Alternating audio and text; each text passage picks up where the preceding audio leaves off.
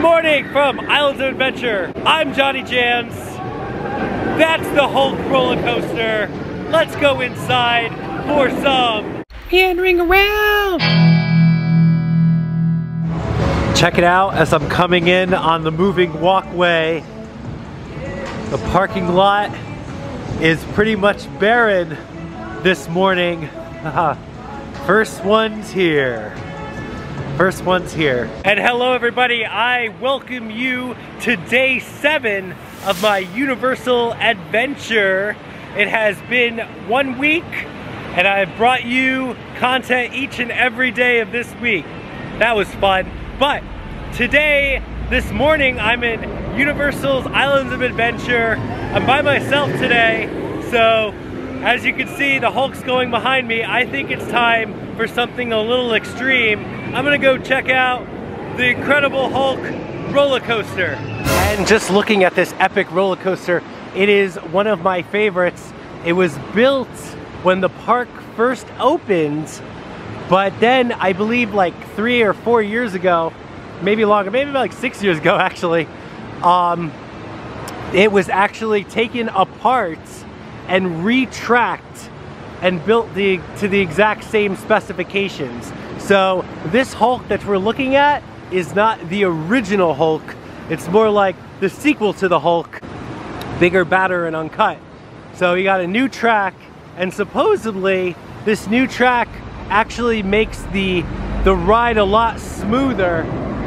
As you can see coming above my head there, just how intense this ride can be.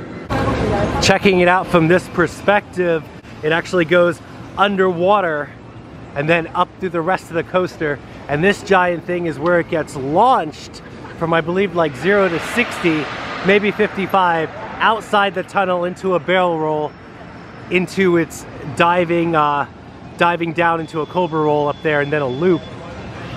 So it is non-stop action the whole way, much like you would expect from the Incredible Hulk.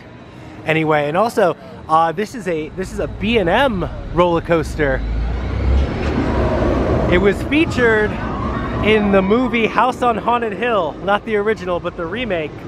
They actually used it there. There it goes outside the tunnel right now. Incredible Hulk is definitely one of my favorite comic book heroes. I love the Hulk, so getting to ride his roller coaster, you just feel the power of becoming the Hulk. And I think that's the storyline. I think you actually get turned into a Hulk yourself and then Hulk out during the coaster. I think that's the overlay of the new story that they have. The old story, I think you were just participating in the Gamma experiment and then you hulked out. But this new story, you actually become a Hulk. And right out this tunnel, from here, we're gonna be able to hear the Hulk roar, because that's something the Hulk would do, I feel. There's high gamma radiation coming out that tunnel. That's what you need to turn yourself into a Hulk. And then you need to get blasted out of a tube at about 55 miles per hour.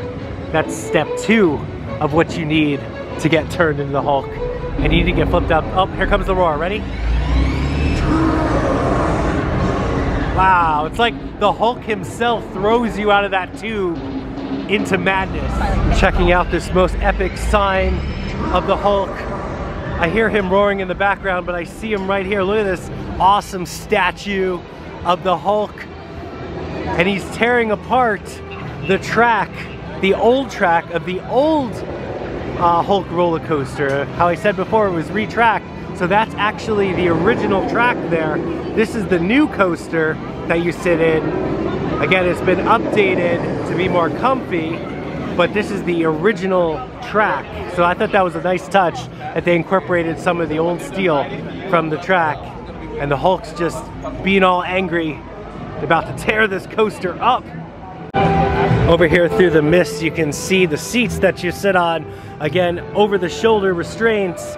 So it might be uncomfortable to some.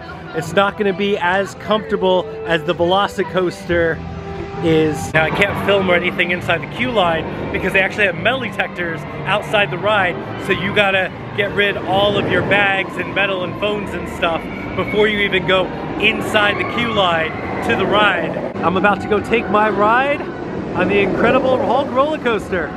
I'll tell you about it when I'm done. Great, that was nuts. Just got off the Incredible Hulk coaster and I was single rider, so I went in the single rider line, but I lucked out. I got first row anyway. And what a great experience the Incredible Hulk roller coaster has given me this morning. Thank you, Hulk. You threw me out of that tube like I was a paper airplane. The retracking is smooth and it is a lot more comfortable than it used to be. My head did not bang very much at all. The first half of the coaster where you do the launch up into the giant loop, that is the best part. And then I call the second half, which it goes behind here, that's not as good. I definitely like the first half better as compared to the second half. I definitely wobbled more around in the second half. They have updated lighting even through the tunnel. It has onboard speakers so you can listen to a soundtrack now, so you can really feel the energy of the Hulk.